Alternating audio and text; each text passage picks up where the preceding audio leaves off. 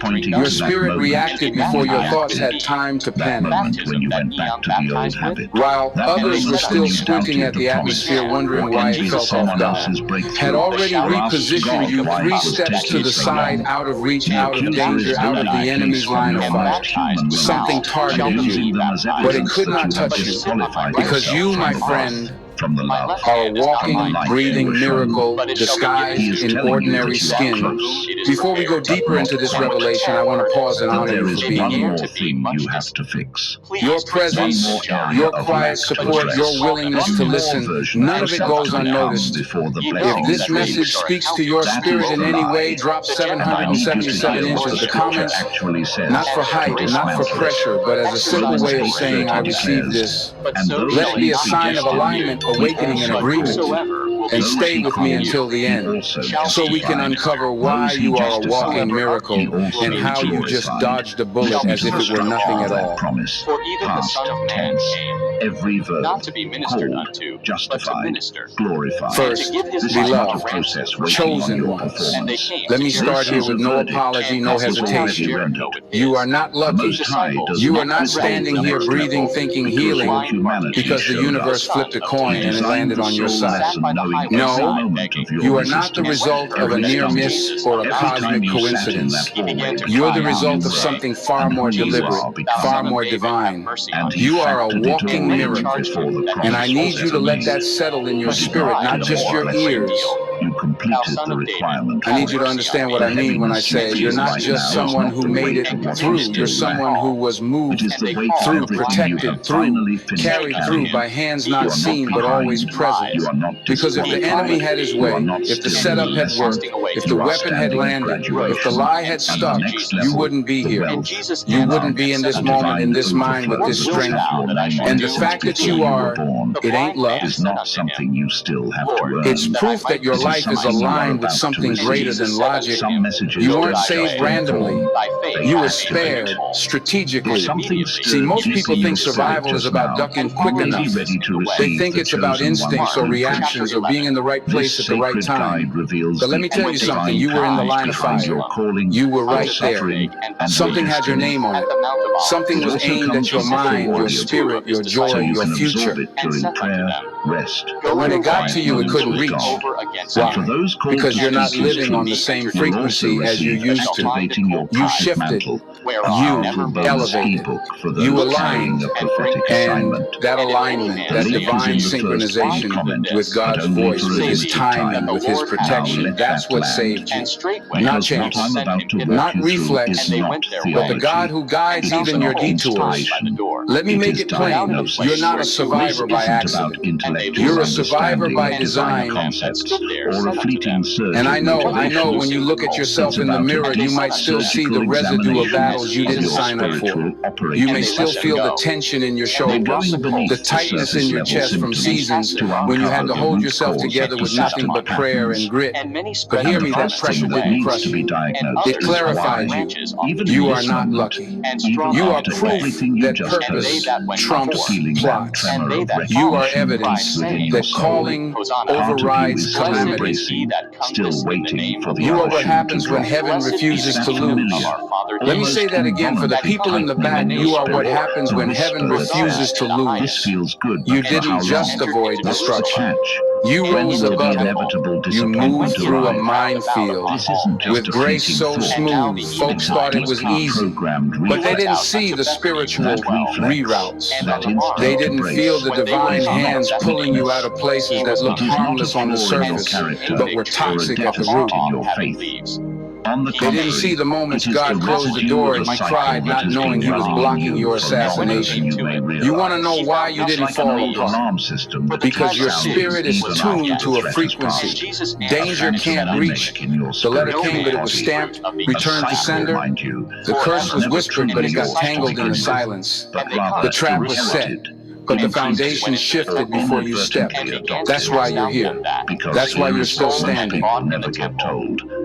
That's why the enemy is confused and heaven is rejoicing, because the hit was real, but your insulation was heaven sent. And what makes this even more powerful, what makes your survival so holy, is the fact that you weren't even aware of how close it came. You were walking through your day, adjusting your jacket, fixing your thoughts, and somewhere behind the veil, angels were blocking darts, Spirit was whispering directions, and God was marking you as untouchable. You weren't lucky. How you saw yourself, how You were led. You weren't overlooked. You were overshadowed by glory. And let me tell you why that matters. Because this world will try to reduce your testimony to luck. They'll say, wow, you got out of that one, like it was a fluke. But they don't know the nights you laid awake, praying with no words left. They don't know how many times your soul felt like it was hanging by a thread. They don't know that there were days you were drowning in silence, and still you got up. Still you showed up. Still you smiled when hell wanted you hopeless. Still you walked like a storm hadn't tried to drown you hours before. That ain't luck. That's preservation. That's holy protection. That's purpose. Pushing you through things people would never survive. Because God didn't just protect your body, He preserved your mind. He guarded your soul. He refused to let the fire touch your identity, even when it burned around your circumstances. It was not evidence of your failure, or a And now, signal that you were off course. now you're walking Instead, proof. we do You not are the see it. evidence evidence that that God something builds fundamentally altars out something of ashes. fundamentally foundational You are the miracle is that indeed teaches being people just dismantled because the again arrow within was you. fired doesn't mean Consider it this can land. profound truth. Just because they wanted you Counterfeiters gone cannot resist doesn't mean removal. you're going They are anywhere. superficial, Just because the easily enemy was discarded, loud doesn't mean like he a was in thin charge. veneer of paint. Let that sit in your Only the bones. genuine You weren't lucky. foundations, deeply You were laid and covered. deeply rooted, resist removal. And when you finally understand that, God, when you the stop master calling architect divine of your strategy soul, luck, something does not shifts remove inside you. foundations You carelessly stop or downplaying your deliberately. He survival. removes them You with stop meticulous minimizing your precision and strength. divine intention. You stop When he is in apologizing the for process making of it. replacing You them stop with something carrying guilt for immeasurably walking away stronger, while others broke something under less. profoundly stable, And you start living a like the bedrock miracle that you can are. truly hold the You immense start weight praising of like divine someone who didn't assignment just survive, and but someone who glorious got promoted inheritance in the that is process. coming. Just as a wise builder Because when God demolishes a spares you, compromised He doesn't just structure leave you to whole. erect a It skyscraper, makes you wiser, so too does sharper, Heaven clear space for the lighter. monumental He next upgrades the phase of internal your while destiny. shielding the Think external. of the moment And that's God what happened told to you. Abraham You not didn't merely walk to away relocate, lucky. but to You leave walked everything away he had ever reborn. known. So no, Everything that defined his past. you're not lucky. Everything that You're the anchored his reason the enemy identity. had to rewrite the Not script. to leave the You're bad the plot things, twist that not heaven to leave the designed. painful things, but to leave the You're the comfortable, miracle the walking down customary, the street the that looks familiar ordinary things.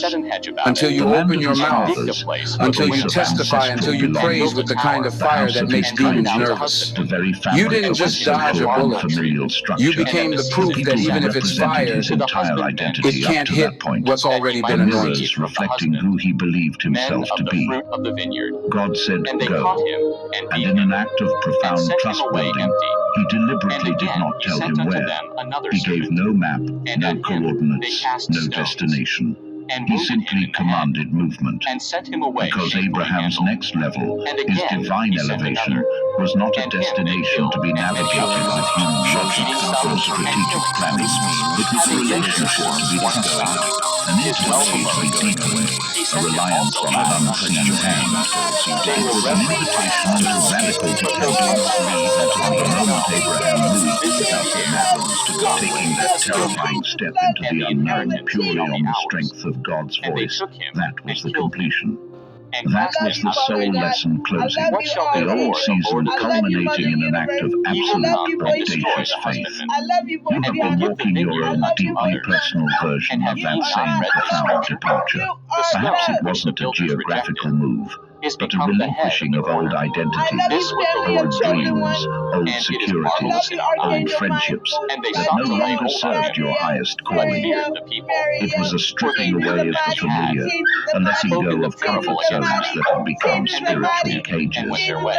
And what I need you to understand, to internalize the foundations in front of you, is that the confusion, the fear, the spiritual chaos you dealt during that profound process was not enough. It was not an indication that you were doing something wrong, that the divine process had gone awry.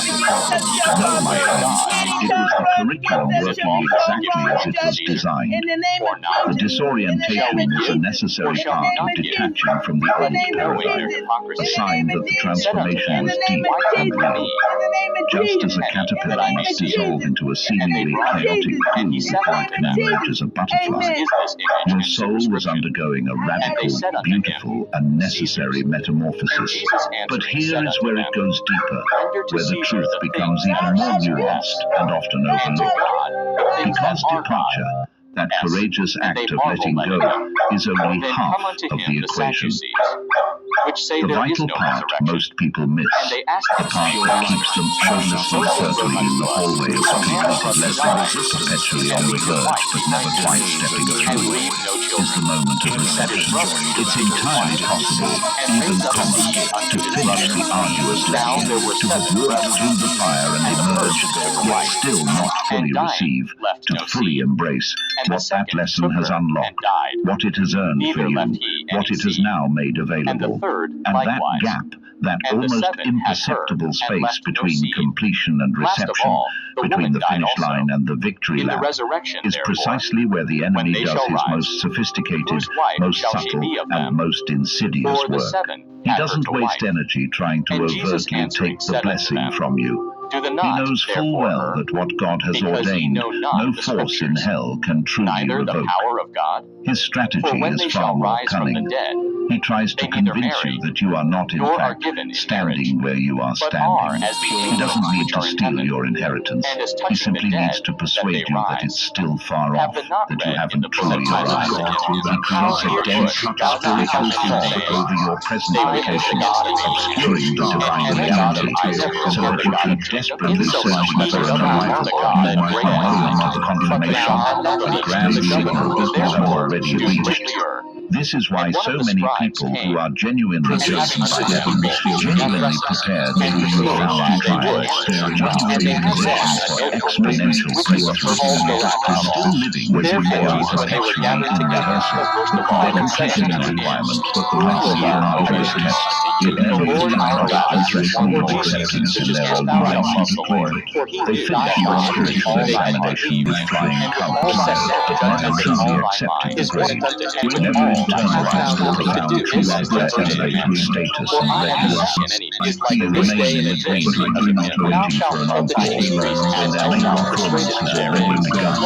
And what's coming next will likely surprise you, because the primary thing keeping you in that spiritual fog, that internal state of perpetual delay, is not doubt in the conventional sense, nor is it a lack of faith in God. It is something far more subtle and far more personal, something that operates beneath the radar of serious spiritual warfare.